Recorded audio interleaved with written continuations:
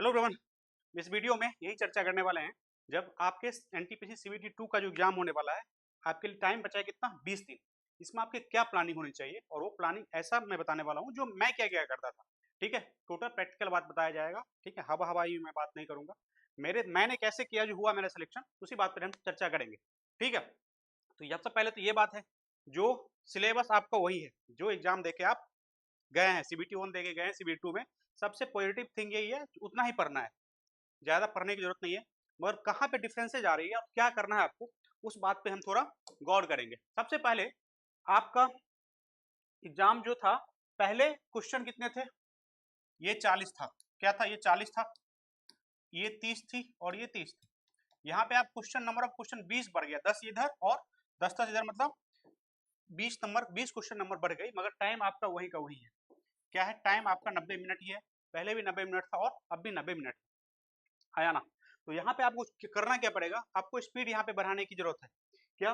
Speed बढ़ाने की जरूरत है, और यहाँ पे कुछ करिश्मा करने की जरूरत नहीं है।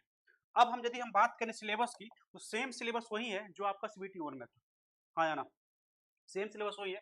मैथ में भी वही है, एडवांस और अर्थमेटिक मिला के जो है पूछा जा रहा है, वही है। ठीक है, रीजनिंग में वही है, और जीके जीएस में भी सेम कहानी।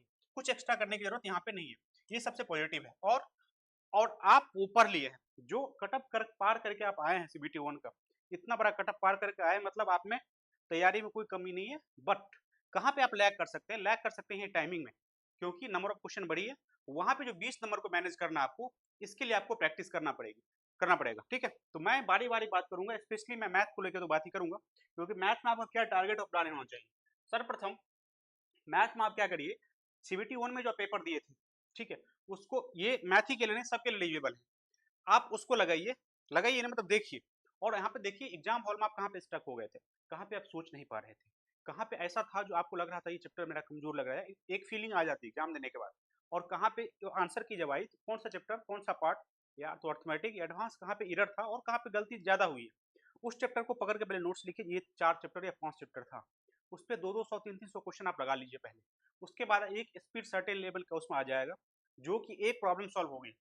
और ये रीजनिंग में भी है एप्लीकेबल, और जीएस वाला पार्ट में, मतलब उसको थोड़ा आप नहीं कह सकते हैं कितना पढ़े तो क्या आ जाएगा, उसमें ये एप्लीकेबल उतना नहीं है। मतलब आप समझ ही रहोगे, मेरा हिस्ट्री सही है, ज्योग्राफी सही है, कि करंट अफेयर में इशू है, तो आप कर लेंगे। मैं रीजनिंग और मैथ का स्पेशली बात कर रहा हूँ, उस बात को लेकर।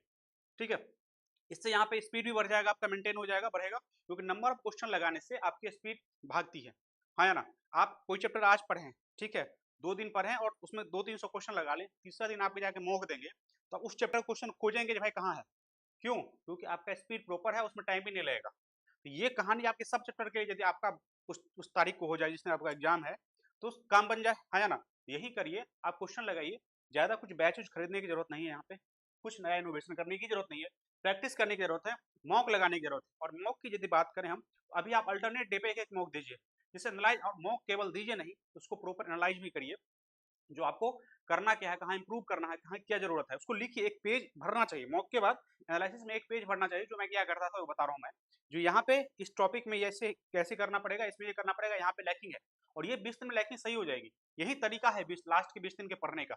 हाँ या ना? आपके पास यदि आप 20 ही दिन है, मतलब उससे ज्यादा नहीं काउंट कर सकते हैं आप। बात समझ में आएगी नहीं? हाँ या ना? और जीके जीएस भी वही कहानी है। यदि मैं आपको नंबर अटेम्प्ट क्या रहना चाहिए, आपका क्या कोशिश रहनी चाहिए, तो यहाँ पे देखिए, ये दोनों पार्ट में नंबर कटने की कोई संभावना नहीं है। मैथमेटिक्स में मेरा नंबर तो कभी नहीं कटा, मतलब कटा एक दो क्वेश्चन गलती से जो हो जाता है, मतलब उल्टा पुल्टा, उससे गलती हुई तो हुई कभी ना कभी। ठीक है, तो यहाँ पे आप क्या कर सकते हैं, आप यहाँ पे 35 है ना, तो 35 में आप मान के चलिए ना, 35 आप मान के 33 तो मान के चल ही सकते हैं, 33/35 कर सकते हैं इसको।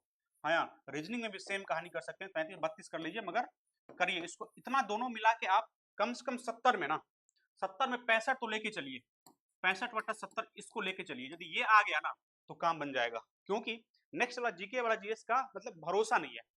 अब क्या आप आ जाए पेपर सही, आपके रेंज में आ जाए तो सही है, आपके रेंज में नहीं आया, इसमें उसमें क्या होता है ना, हल्का और आसान, मतलब ज्यादा नहीं होता, आप पढ़े हुए हैं तो मार देंगे।